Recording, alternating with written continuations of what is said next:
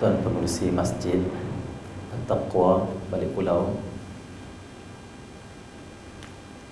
berbahagia Tuan Imam Barisan Ahli Tuan Kuasa, seterusnya muslimin dan muslimat yang dirahmati oleh Allah Subhanahu wa taala. Syukur pada Allah Subhanahu wa taala kita dapat berkumpul pada malam ini di masjid yang penuh barakah, masjid yang lama dibina. Sudah pastilah masjid yang telah lama dibina ini telah banyak orang saleh, orang ahli ibadah, orang yang dekat dengan Allah SWT melangkah masuk ke sini. Dan masjid yang lama itu lebih baik daripada masjid yang baru, kerana masjid yang lama itu sudah menjadi banyak tapak-tapak dan bekas-bekas orang beribadah kepada Allah Subhanahu Wa Taala. Mudah-mudahan dengan berkat masjid yang lama ini, Allah Subhanahu Wa Taala memberi kepada kita semua hati yang bersih, rahmat yang melimpah, dan Allah mengabulkan semua hajat kita insya-Allah. Para hadirin sekalian, malam ini tajuk kuliah kita Syafaat Nabi, tergolongkah kita ataupun tergolongkah aku. Jadi pada malam ini kuliah berkenaan syafaat Nabi Muhammad sallallahu alaihi wasallam. Dan syukur kita menjadi umat Nabi sallallahu alaihi wasallam. Dan syukur Allah Subhanahu wa taala telah menjadikan kita sebagai umat. Seperti Allah firman, kuntum khaira ummatin ukhrijat lin-nas ta'muruna bil ma'ruf wa tanhauna 'anil munkar wa tu'minuna billah.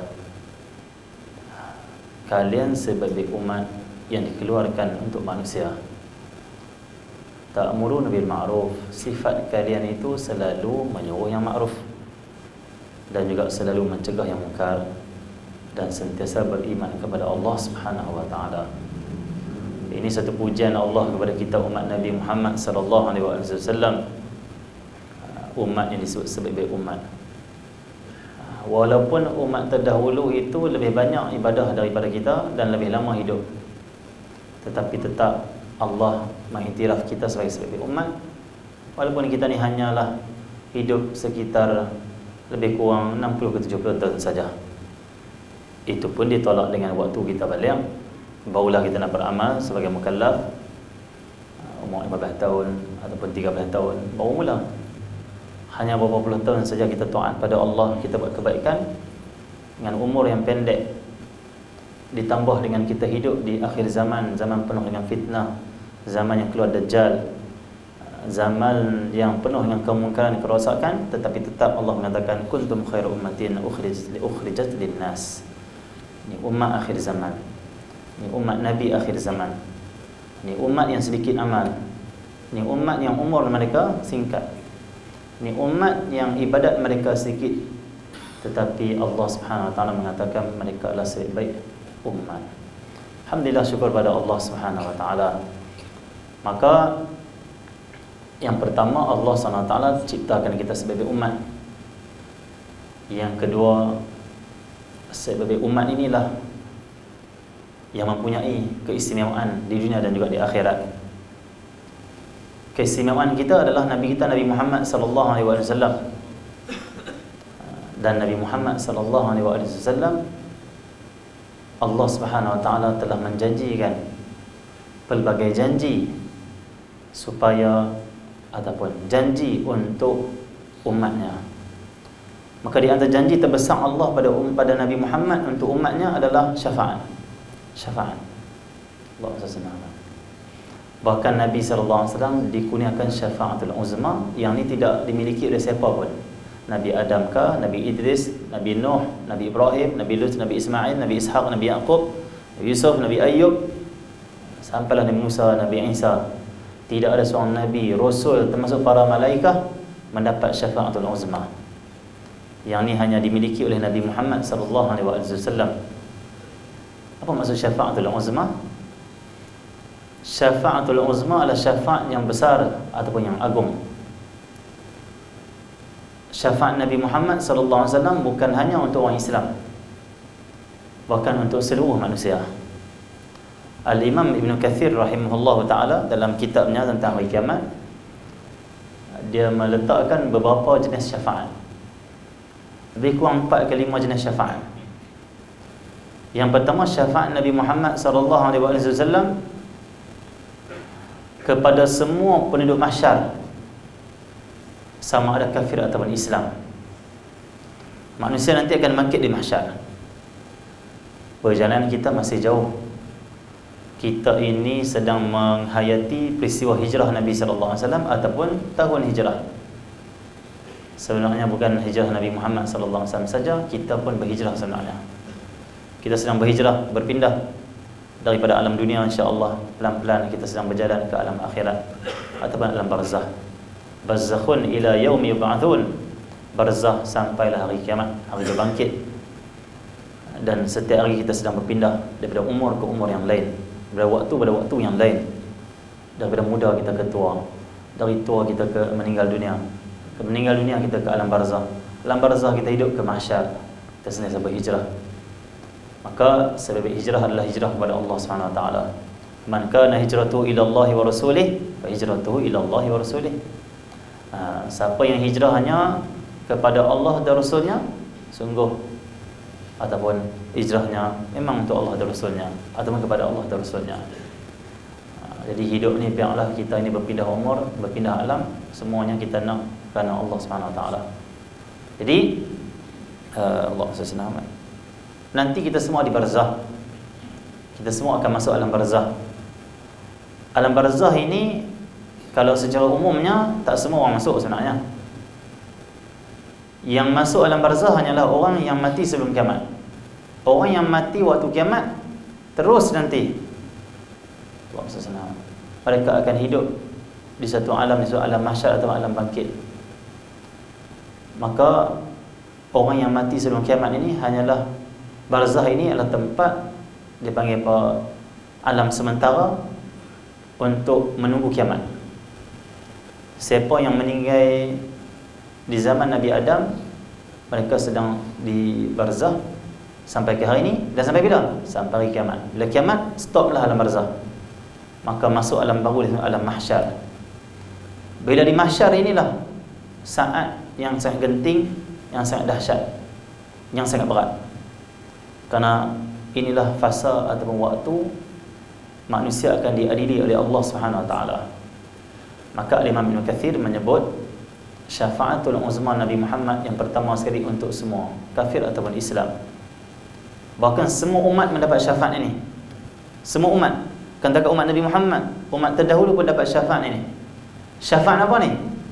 Okey, semua akan bangkit, orang akan bangkit di mahsyar nanti, kafir ataupun Islam. Semua akan tenggelam dalam peluh masing-masing mengikut dosa kita. Kalau dosa banyak, dia akan tenggelam sampailah ke dagu, sampailah nak menenggelamkan dia. Kalau dosa dia sikit, parah dada, sikit lagi parah pinggang. Kalau dosa dia sikit saja, parah lutut, sikit lagi parah buku lali. Tenggelam dalam peluh masing-masing. Allah SWT.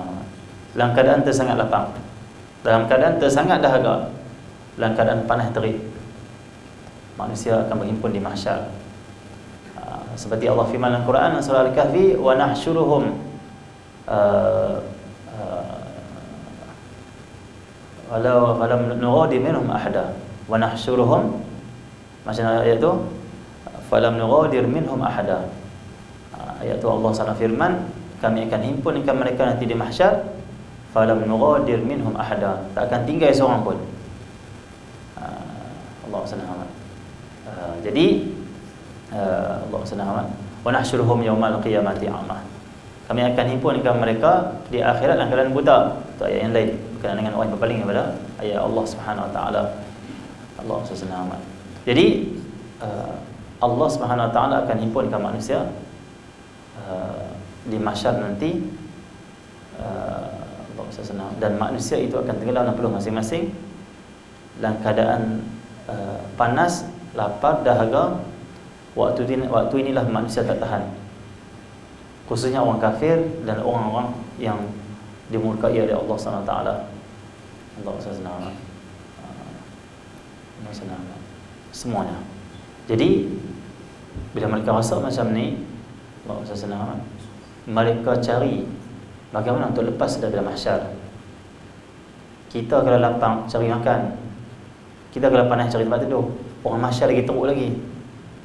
Mereka akan merasakan, kata Nabi Muhammad, dahaga yang tak pernah mereka rasa sebelum tu. Lapang yang tak pernah mereka rasa lapang, selapang macam tu sebelumnya. Jadi akhirnya mereka minta kepada Allah. Mereka kata, ya Allah, kalau hari ini kami kena masuk neraka, cepatkan kami masuk neraka. Kami dah tak tahan mahsyar. Sedangkan mahsyar bukan tempat azab, bukan tempat seksa, tempat himpun. Tempat himpun untuk diadili. Tapi ada manusia tak tahan. Dan sebagian hadis, mereka yang sombong itu dijadikan sebesar semut dan dipijak oleh orang ramai di mahsyar nanti. Lagi tak tahan. Itu orang yang sombong, yang tinggikan diri, yang takabur dan lagi. Jadi masing-masing tak tahan. Sampai mereka menjerit mengatakan, ya Allah, kalau kami kena masuk neraka, cepatkan masuk neraka, tak tahan duduk di mahsyar. Sedangkan neraka itulah tempat siksaan dan azab yang sebenarnya, yang lebih dahsyat lagi. Tetapi Allah Subhanahu Wa Taala tidak menerima permintaan siapapun pada hari itu. Seperti Allah SWT firman dalam akhir surah An-Naba, Allah kata pada hari itu tidak ada siapa yang Allah SWT izinkan untuk bercakap, illa man adina lahu ar-rahman wa qala sawaba. Allah SWT la yatakallamun illa man adina lahu ar-rahman. Hari kiamat nanti kata Allah, la yatakallamun, tidak ada siapa boleh bercakap, illa man adina lahu ar-rahman, melainkan orang yang diizinkan Ar-Rahman itu Allah SWT. Itu Nabi Muhammad SAW kata tafsir. Jadi dia minta Allah tak kabulkan. Cepat ya Allah, lepaskan kami. Ada pun orang beriman yang taat pada Allah, mereka yang hidup di mahsyar nanti dalam keadaan tidak lapang dan dahaga, dan dalam keadaan teduh naungan arsy Allah SWT. Khususnya orang banyak bersedekah, maka akan dipayungi dengan sedekah mereka nanti di mahsyar, berdasarkan hadis Nabi sallallahu alaihi wasallam. Jadi pada waktu inilah mereka buat keputusan untuk mencari siapa yang bila bercakap Allah akan terima dan Allah akan lepaskan manusia. Pada waktu itu manusia mereka bermesyuarat, mereka berbincang di mahsyar, mereka kata, orang yang kita cari orang yang paling dekat dengan Allah, orang yang paling Allah kasih. Jom kita cari Adam. Itu Nabi Adam alaihissalam. Dia adalah bapa kita, dia boleh tolong kita. Dia cari Nabi Adam di mahsyar dengan ramai orang, dengan orang tu terlampau banyak, semua sama, tidak ada pakaian, semua yang telanjang, tidak ada seurat pun pakaian. Nabi SAW sudah sebut dalam satu hadis, manusia akan bangkit di mahsyar tidak ada pakaian. Waktu kata Sayyidina Aisyah, ya wahai Rasulullah, malulah kalau macam tu, orang tengok aurat kita, orang tengok kita punya. Nabi kata, wahai Aisyah, pada hari itu orang dah tak peduli tentang diri orang lain, hanya takut tentang diri dia, bagaimana azab dia akan hadapi itu. Manusia dah tak fikir tentang diri dia, dan tak fikir nak tengok untuk nak tengok orang lain. Kenapa? Masing-masing takut dengan hal keadaan diri dia. Selamat tak selamat hari itu. Dalam keadaan tunggu pula buku catatan amal nak main, belah kanan kau belah kiri tak tahu, ashabul yamin atau ashabul shimal. Jadi waktu itu mereka jumpa Nabi Adam AS. Dalam kitab saya ni adalah banyak hadis, jadi saya buat ringkas dalam kita bawa mafhum-mafhum hadis dalam. Saya kira dah kita baca sikit ada hadis tentang syafaat ni. Jadi mereka jumpa Nabi Adam AS. Mereka kata, wahai Adam, hadis ni hadis sahih, wahai Adam, engkau ini bapa kami, daripada engkau lah kami ni anak-anak Adam, anak engkau semuanya. Kafir Islam termasuk yang maksiat, yang Islam ataupun yang kafir minta pada seorang Nabi. Nabi Adam kata, aku pun takut pada Allah SWT pada hari ini. Allah marah dan menzahirkan murka daripada hari ini yang tidak seperti sebelumnya. Hari ini Allah telah menzahirkan murka dia, seolah-olah Nabi Adam dah lupa kepada, dah tak ingat kepada rahmat Allah yang luas. Kenapa? Dah terlampau takut pada Allah SWT. Seorang Nabi yang dekat dengan Allah, yang dikasihi oleh Allah, terlalu takut pada Allah Subhanahu Wa Taala sampai tak berani bercakap minta apa pun pada Allah, sebab dia tengok Allah menzahirkan kemurkaannya. Maka kata Nabi Adam, nafsi nafsi, masing-masing, diriku diriku, diri kamu diri kamu, nafsi nafsi, diri masing-masing. Aku tak berani minta, aku tak berani bercakap. Hari ini Allah murka yang tak pernah berlaku seperti sebelumnya. Dia pun dah kata Nabi Adam, pergilah kamu pergi cari Nabi Ibrahim. Dia pergi dengan rombongan dia, Cari punya lama tu, nak bergerak cari tu lama. Bukan masa yang singkat. Cari sampai jumpa Nabi Ibrahim.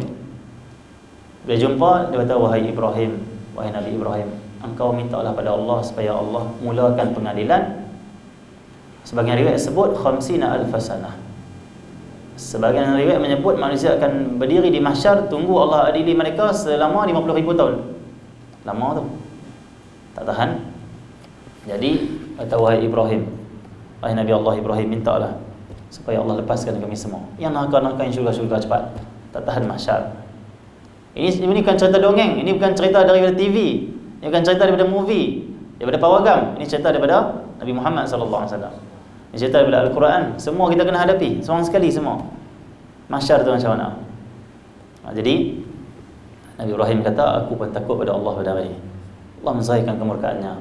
Pergilah kamu cari Nabi Musa alaihissalam. Nafsi kata dia. Cari Nabi Musa alaihissalam. Nabi Musa cakap sama juga. Nabi Musa kata, kamu carilah Nabi Isa. Berjumpa Nabi Isa. Mintalah kepada Allah, lepaskan kami semua. Nabi Isa kata, aku tak berani minta kepada Allah hari ini. Kamu pergilah cari Muhammad sallallahu alaihi wasallam. Nabi Muhammad. Bila cari Nabi Muhammad, jumpa Nabi Muhammad sallallahu alaihi wasallam. Bila jumpa Nabi Muhammad, wahai Rasulullah Muhammad, minta Allah lepaskan kami. Minta Allah mulakan hari pengadilan ini. Kata Nabi sallallahu alaihi wasallam, ana laha. Dia tak sebut nafsi, dia sebut ana laha. Akulah baginya, iaitu akulah yang akan minta kepada Allah dan Allah akan terima. Maka waktu itu Nabi sallallahu alaihi wasallam sujud di bawah arasy.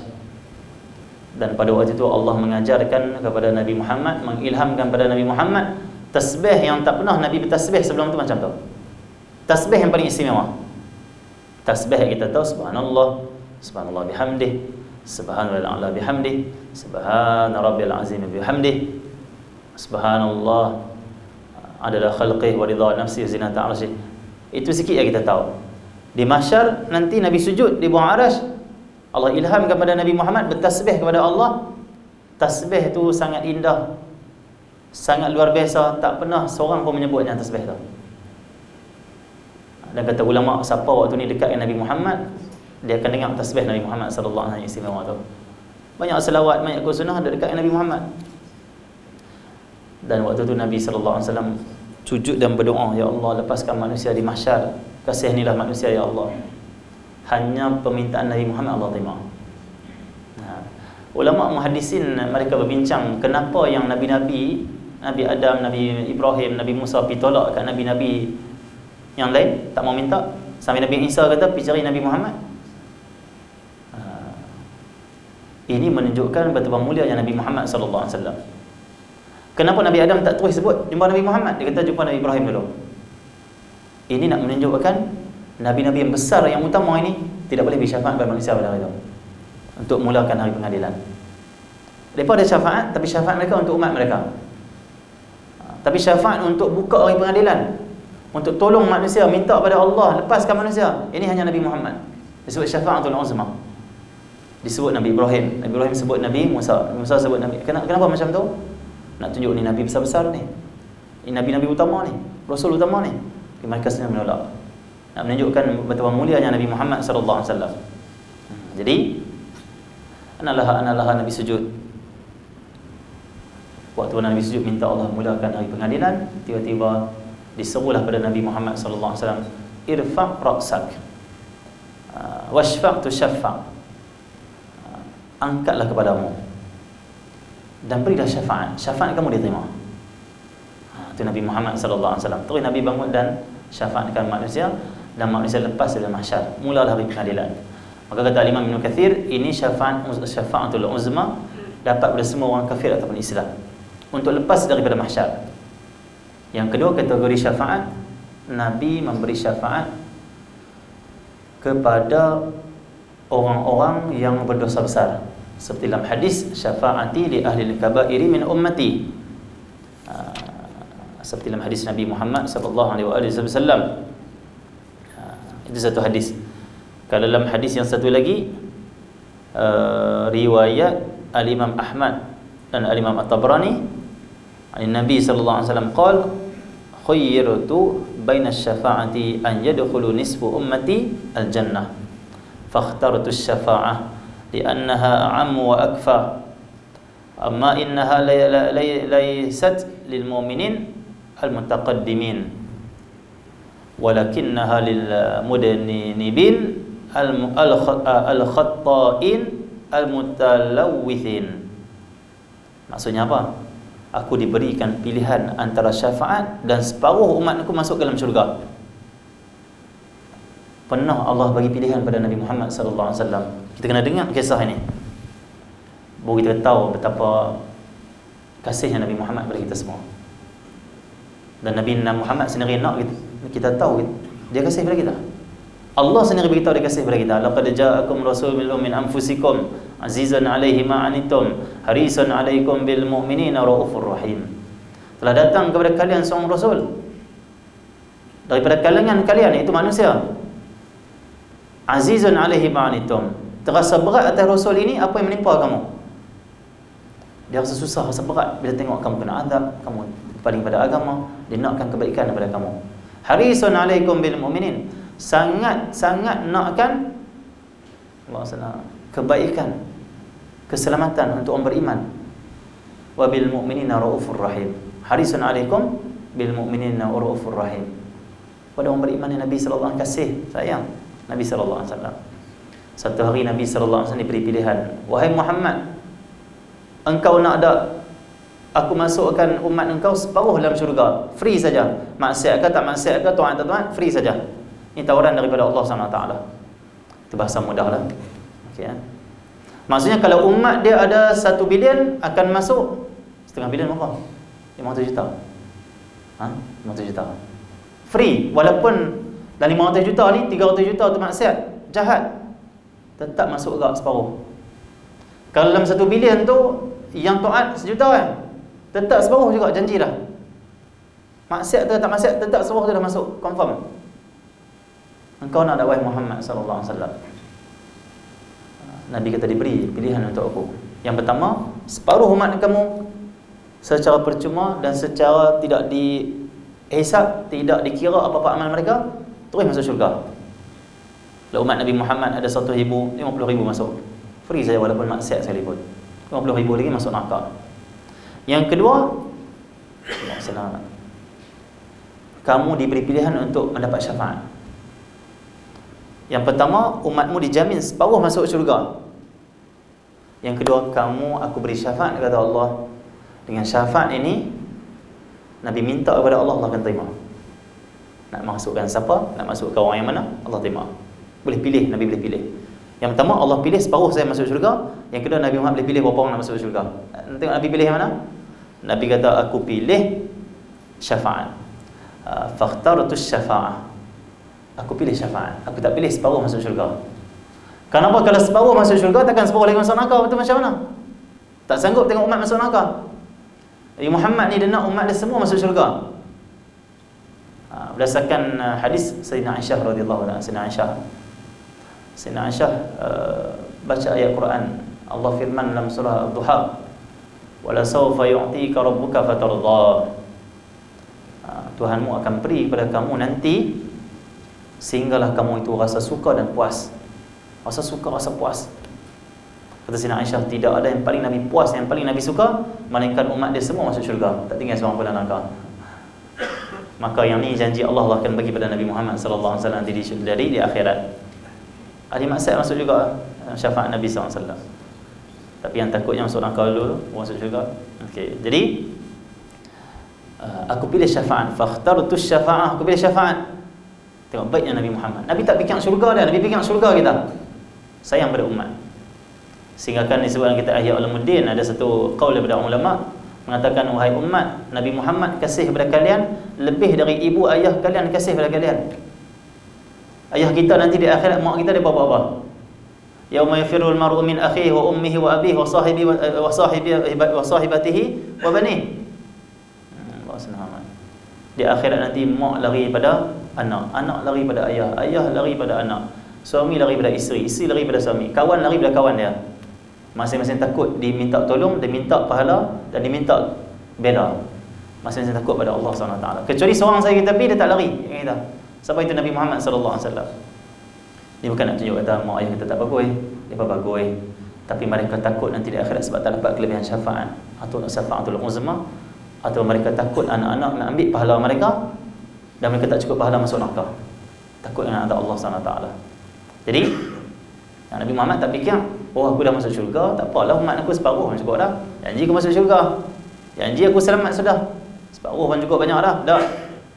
Yang dia risau, yang dia fikirkan adalah bagaimana kalau umat aku terjatuh dalam neraka. Seorang pun aku takkan biarkan. Kerana Nabi nak bersama-sama dengan umatnya dalam syurga. Seperti Nabi bersabda, kalau kamu nak minta kepada Allah syurga, mintalah syurga Firdausil A'la, minta syurga Firdaus yang paling tinggi. Kenapa? Kata ulama, sebab Nabi Muhammad nak umat dia bersama dengan dia nanti syurga yang paling tinggi. Sebab Nabi Muhammad duduk syurga Firdaus. Syurga banyak. Jannatul Na'im, Jannatul Ma'wa, Jannatul sampailah Jannatul Firdaus atas sekali.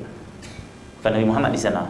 Kan Nabi kata mintalah syurga Firdaus. Maksudnya supaya kamu wahai umat bersama dengan aku nanti, jiran dengan aku, dekat dengan aku. Dan Nabi Muhammad sallallahu alaihi wasallam tak fikir tentang diri dia, fikir umat macam mana umat. Satu dalam hadis sahih, riwayat yang sahih, waktu Rasulullah bangkit di mahsyar nanti, Rasulullah orang pertama sekali dibangkitkan. Pertama sekali Nabi sebut apa? Ummati, ummati, ummati, ummati. Ini riwayat sahih lah. Okey Nabi bangkit di mahsyar sebut ummati, ummati. Ya Jibril, ummati, ummati. Wahai Jibril, umatku, bagaimana keadaan mereka hari ini? Adakah mereka yang akan dimasukkan neraka? Wahai Jibril, ummati, ummati. Itu Nabi Muhammad sallallahu alaihi wasallam. Jadi macam tu juga Nabi sallallahu alaihi wasallam pernah membaca ayat Quran, in tu'adzibhum fa innahum ibaduk wa in taghfir lahum fa innaka antal azizul hakim. Ini pengaduan Nabi Isa kepada Allah tentang umat dia. In tu'adzibhum fa innahum ibaduk. Jika engkau azab mereka, itu umat aku, sesungguhnya mereka adalah hamba-Mu wahai Allah.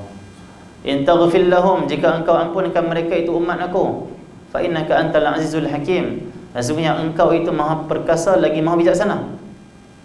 Nabi baca ayat Quran ni sambil menangis. Kenapa? Ingat umat Nabi SAW.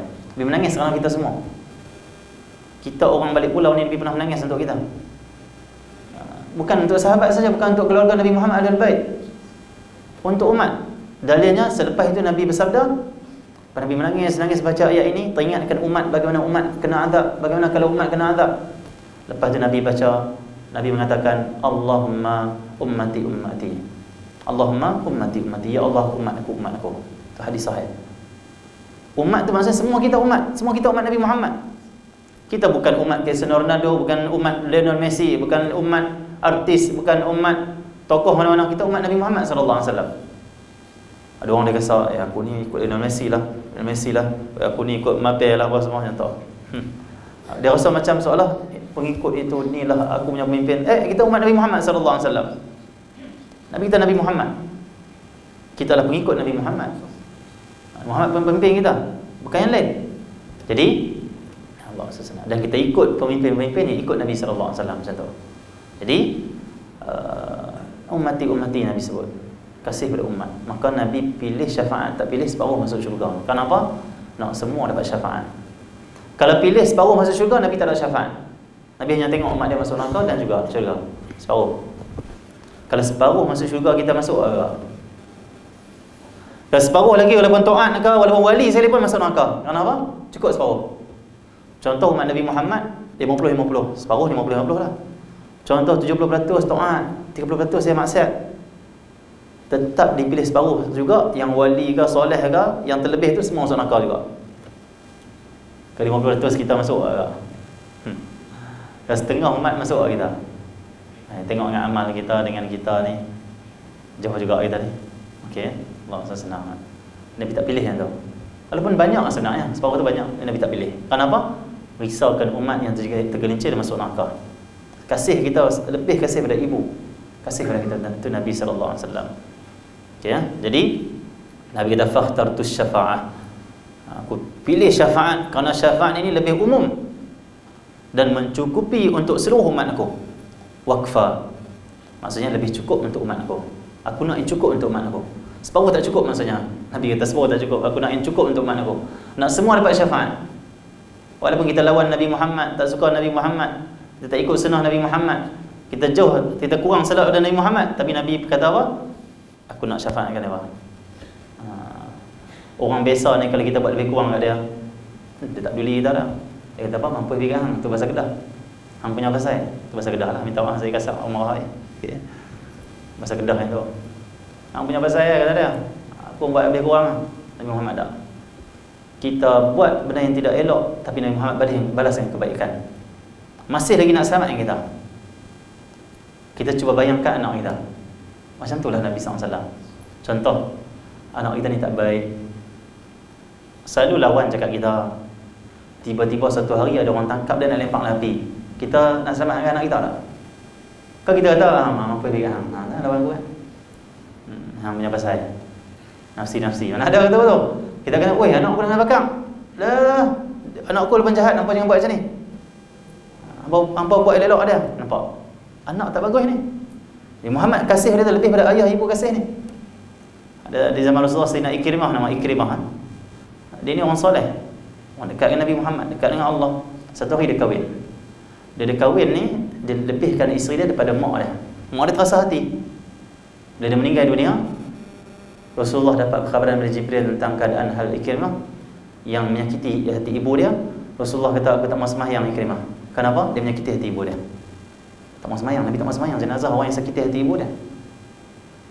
Sehinggalah ibu dia ampunkan dia, kata Nabi Muhammad. Nabi utuskan seorang sahabat pergi jumpa dengan ibu Ikrimah. Beritahu, wahai ibu, maafkanlah anak kamu ini, dia telah sakitkan hati kau. Barulah Nabi Muhammad akan solat jenazah dia. Ibu ni kata, saya tak mau. Dia dah sakitkan hati saya, dia selebihkan isteri daripada saya. Kita sebagai suami, ibu dan ayah kita lebih. Sebagai isteri, suami kita lebih. Itu pun suami jangan duk kata, ni mak hang tak ada apa, ayah hang tak ada apa, hang duk angku tak boleh. Mesti kena ada balik juga kampung.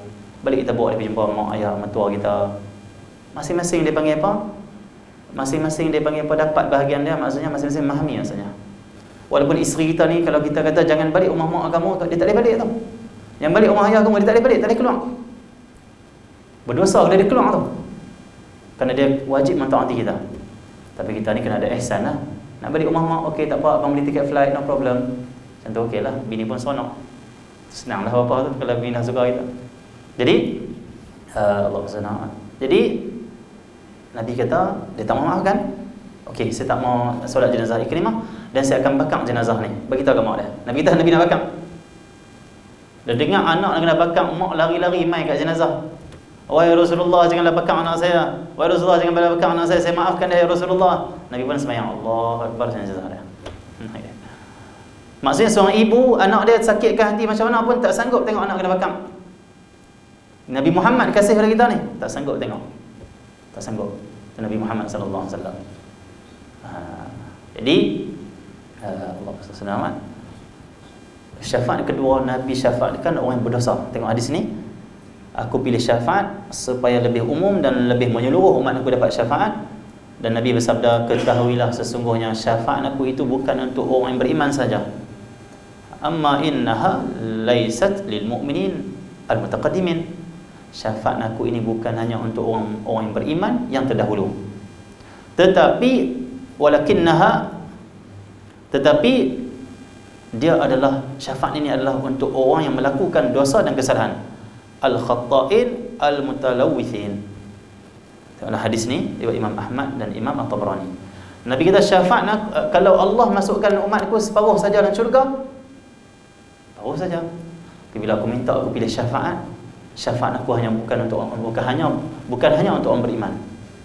Syafaat aku bukan hanya untuk orang soleh yang sebelum ini. Tetapi syafaat aku, maksudnya Nabi lebih Nabi syafaat pada siapa? Kan pada orang yang taat. Orang zikir banyak. Lebih Nabi yang bersyafaat pada orang ahli maksiat. Hadis Nabi Muhammad. Syafaat aku bukan hanya untuk orang beriman yang soleh, yang beriman pada Allah, yang bagus-bagus. Tetapi Nabi kata, syafaat aku juga adalah untuk orang yang melakukan dosa dan kesalahan. Maksudnya aku nak selamatkan semuanya. Tuan tu tak apa dah lah. InsyaAllah dapat dah tu syafaat tu. Ni hak maksiat ni pun Nabi peduli. Itu hati Nabi Muhammad sallallahu alaihi wasallam. Ini sifat Rasulullah yang Allah sebut dalam Quran. Sifat membalas keburukan itu dengan kebaikan. Nabi sallallahu alaihi wasallam. Dan dalam hadis riwayat Imam Abu Dawud dan juga Imam At-Tabrani, syafaati li ahli al-kaba'iri min ummati, yang tadi kita baca tadi. Syafaat aku adalah untuk Allahumma salli ala ahli al-kaba'ir. Ahli kaba'ir maksudnya apa? Ahli maksiat, dosa besar. Ahli maksiat yang dosa besar yang dia buat tu. Zina, bunuh, apa lagi? Judi, arak. Dosa besar tu.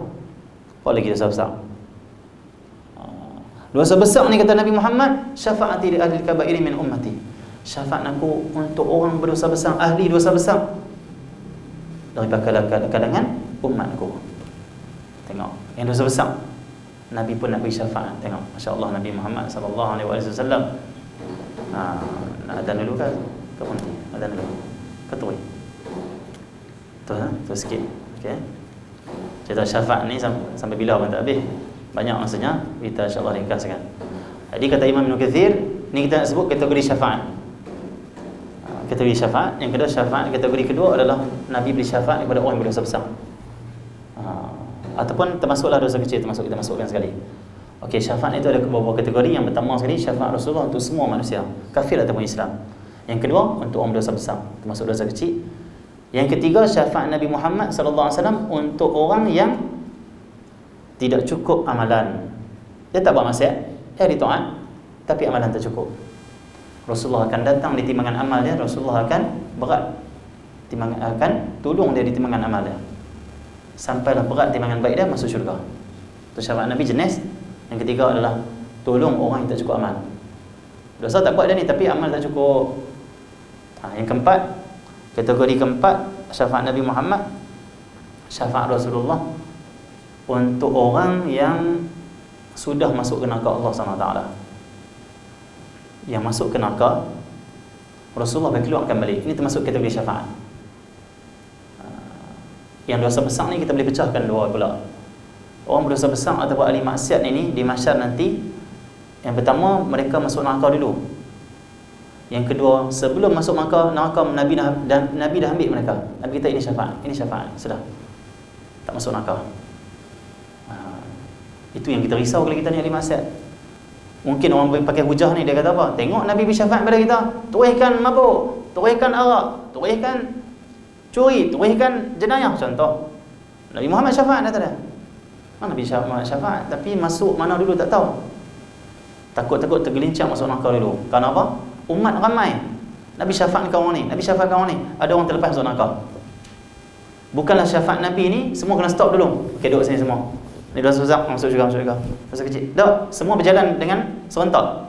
Yang ni kena timbang amal, yang ni kena tes dan sirat, yang ni Allah adili dia, yang ni yang dan Nabi Muhammad sibuk. Ni syafaat kan, ni syafaat kan, ini syafaat kan.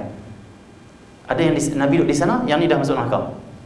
Contoh hadis Sayyidina Anas bin Malik. Sayyidina Anas bertanya kepada Rasulullah, "Ya Rasulullah, nanti Anas nanti di mahsyar nanti kalau tak jumpa Rasulullah nak cari di mana?" Sayyidina Anas takut tak jumpa Rasulullah. Walaupun orang paling dekat dengan Rasulullah. Kita relax tak apa, tak salah apa, relax. Jumpa Nabi. Paling dekat takut tak jumpa Nabi Muhammad. Kerana mahsyar ramai orang. Sebab tu banyakkan selawat. Akrabukum minni manzilan yaumal qiyamah aktsarukum alayya salat. Kalian yang paling dekat dengan aku nanti di hari kiamat, kedudukannya dengan aku ini, kalian yang paling banyak selawat. Nabi tak kata kalian yang sahabat, kalian yang ahlul bait, kalian yang ulama, kalian yang orang soleh bangun malam tahajud, tidak. Itu masing-masing maksudnya kelebihan. Macam sahabat ada kelebihan, ahlul bait, keturunan Rasulullah ada kelebihan, ulama ada kelebihan. Tapi untuk dekat dengan Nabi Muhammad itu umum. Tak mesti ulama. Banyakkan selawat pada Nabi Muhammad sallallahu alaihi wasallam.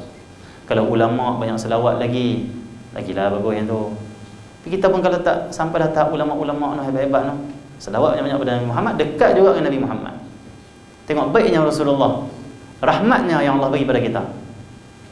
Tak ada syarat yang berat, hanya selawat. Tak ada Nabi kata siapa nak dekat dengan aku dari kiamat, sedekah sehari 1000. Tak ada. Bangun malam jangan tinggal, tak ada. Tak ada Nabi sebut siapa nak dapat syafaat aku ataupun nak bangkit rapat dengan aku, dekat dengan aku nanti di hari kiamat, hendaklah buat haji setiap tahun. Mana ada? Hendaklah dia ini hidup di bawah pokok, infak semua rumah dia rita, mana ada? Hendaklah dia ini semayang 1000 rakaat, mana ada? Selawat pada Nabi Muhammad sallallahu alaihi wasallam mudah saja. Allahumma salli ala sayyidina Muhammad wa ala ali Muhammad sallallahu alaihi wasallam Muhammad. Apa saya selawat? Surat Ibrahimiyah ke, selawat apa ke, silakan. Jadi ramai Sayyidina Anas kata, ya Rasulullah, di mana saya nak cari Rasulullah kalau tak jumpa? Takut tak jumpa Rasulullah. Tu Sayyidina Anas. Tu yang dekat dengan Nabi Muhammad, sahabat bangkit dengan Nabi Muhammad.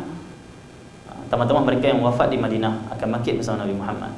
Dalam hadis Nabi kata, kalau kamu mampu untuk mati di Madinah, mintalah mati di Madinah, kerana orang yang mati di Madinah akan bangkit dengan aku, akan syafaat dengan dia. Setengah orang minta mati di Madinah. Ada guru saya cerita, ada seorang pakcik di Kedah, dia pergi umrah tiap-tiap tahun. Doa dia apa? Ya Allah, matikan aku di Madinah. Tahun pertama pergi, dia bangkan anak-anak dia, ayah tak balik dah ni, insya-Allah yang nak mati di Madinah.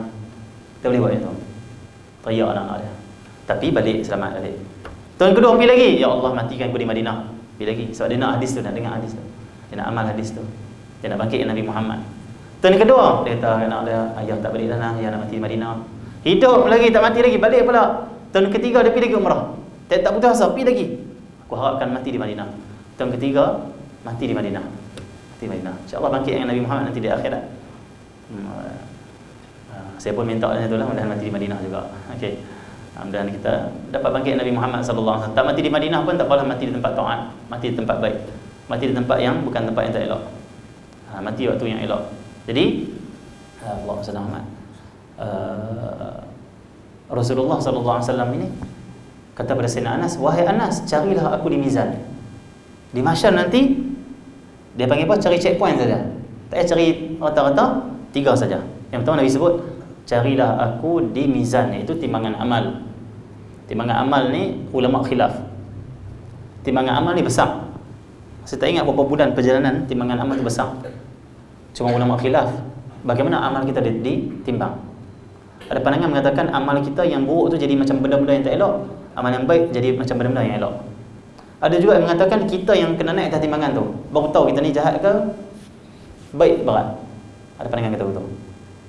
Dan timbangan tu walaupun besar, timbangan tu besar semua timbangan tu, tapi amal sebesar debu pun dia akan dapat trace, akan dapat dia panggil apa?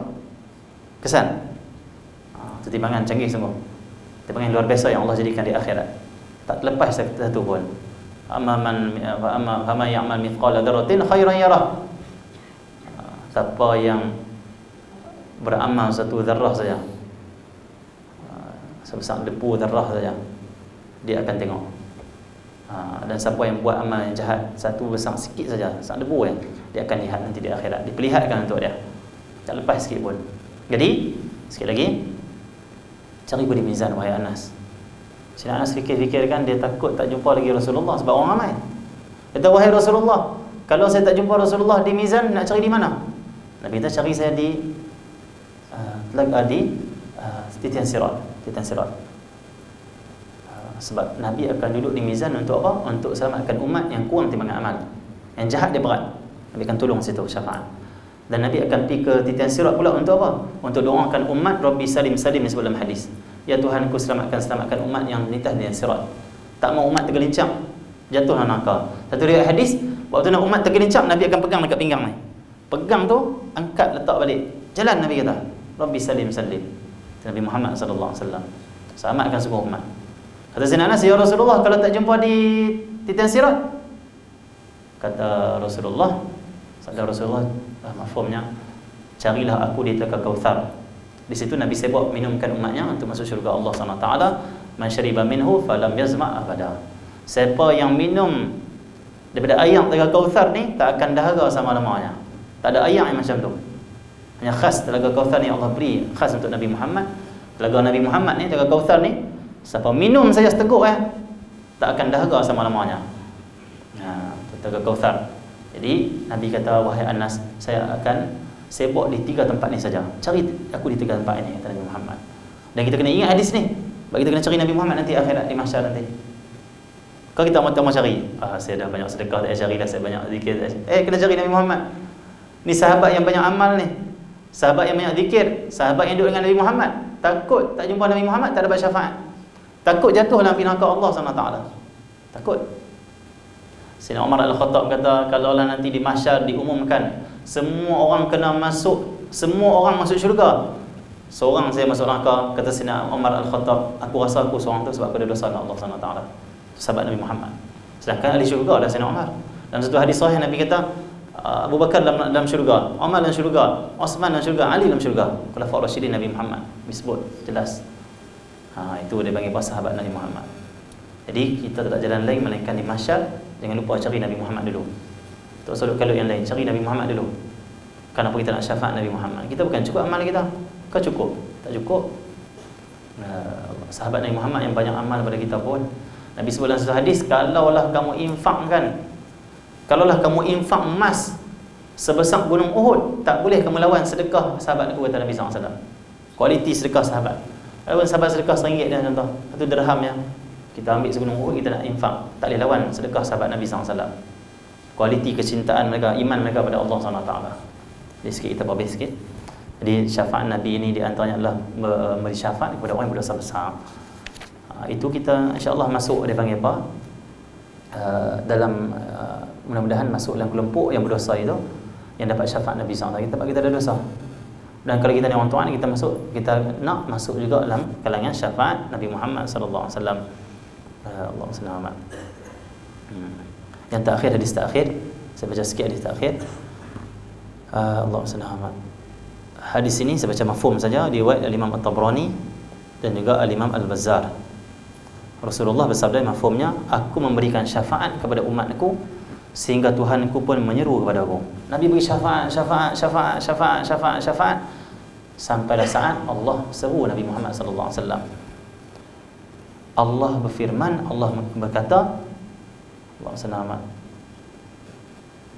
adakah engkau telah ridha ataupun adakah engkau telah puas ya Muhammad? Engkau dah puas ke beri syafaat? Engkau dah suka? Engkau dah ridha ke beri syafaat? Aku pun menjawab, Allah selamat, qad raditu, ya aku dah puas wahai Allah, dah beri syafaat ramai dah.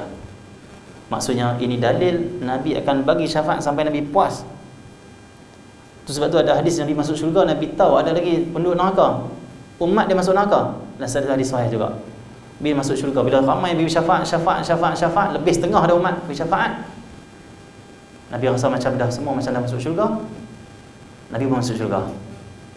Tiba-tiba Nabi dapat ketahui ada sikit lagi baki umat dalam neraka. Apa Nabi buat? Keluar balik dari syurga, munajat pada Allah. Allah kata, wahai Rasulullah, bukankah aku telah beri pada engkau sampai engkau puas? Banyaklah aku beri.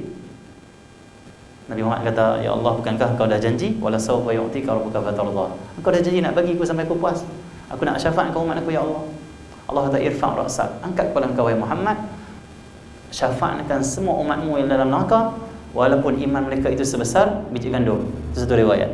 Wa fi riwayatin, dalam riwayat lain, walaupun iman mereka hanya tinggal sebesar debu saja, sa'darrah, pergi syafaatkan dia.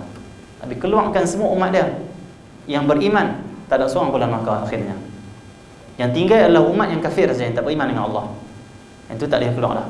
Yang itu Allah memang tak izinlah syafaat untuk mereka keluar. Kerana neraka itu kekal bagi orang kafir. Ataupun orang beriman, ada orang beriman dapat syafaat Nabi Muhammad, tak kekal, keluar balik. Tapi padalah nak kena tu pun. Nabi duk kadut maksudnya duk sibuk syafaatkan umat. Hak nu lepas dah masuk neraka, tak tahu apa lama kena azab tu. Nabi masuk tu keluar pula ni. Lambat tu maksudnya. Teruk juga tu. Jadi ni hadis-hadis syafaat Nabi Muhammad sallallahu alaihi wasallam. Jadi macam seperti tajuk kita ini, adakah kita tergolong dalam golongan syafaat? Jawapannya ya, kita tergolong dalam golongan syafaat. Selagi mana kita beriman pada Allah dan Rasulnya. Kalau mati luar Islam, mati kafir, tak ada syafaat. Syafaat hanya untuk buka hari pengadilan saja untuk orang kafir. Maka jaga iman kita, jaga akidah kita. Jaga iman ni. Minta ya Allah tetapkan iman aku. Allahumma thabbitna 'alal haqqi wal huda waqbidna 'ala khairi millati. Itu doa Imam Haddad. Allahumma thabbitna 'alal haqqi wal huda. Ya Allah, tetapkan kami ini Allah SWT di atas jalan hidayah.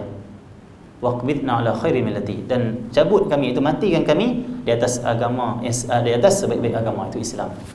Siapa mati luar Islam, mati sulul khatimah, tak dapat syafaat. Naudzubillah. Jadi jangan kita mengagungkan orang kafir.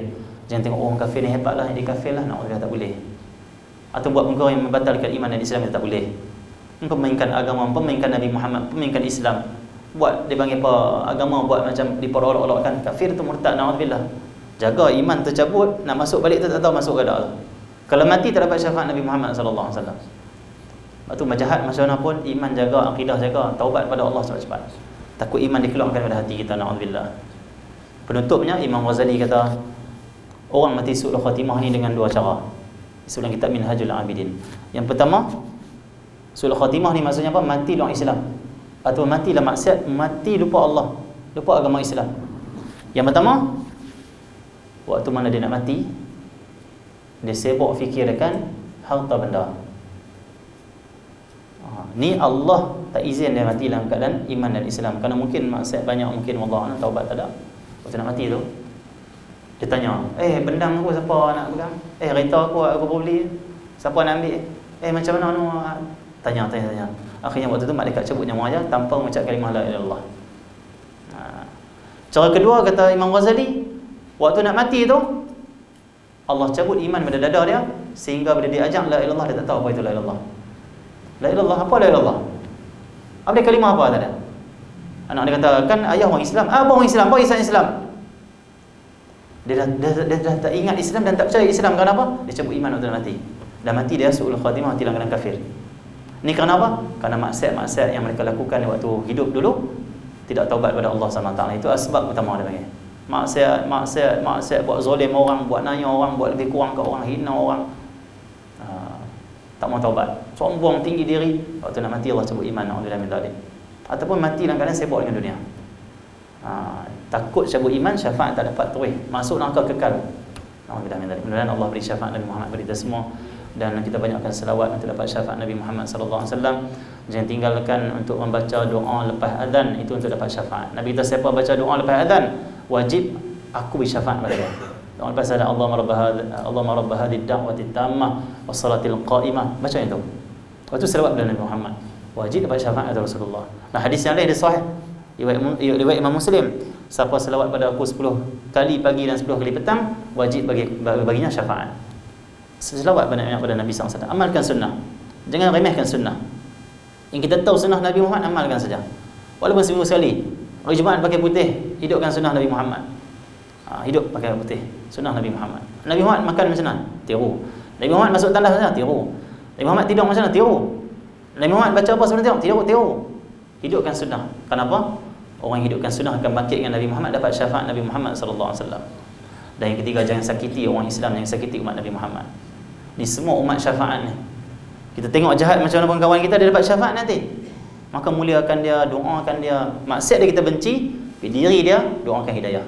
Diri dia tetap umat Nabi Muhammad yang mulia dan anak Adam yang mulia. Cuma jahat tu dia perangai dia tu jahat. Diri dia tu roh dan juga jasad dia elok. Maka doa, ya Allah hidayah pada dia. Dia juga umat syafaat, umat yang akan dapat syafaat. Nabi nak semua umat dia masuk syurga. Kenapa kita nak bagi orang masuk neraka?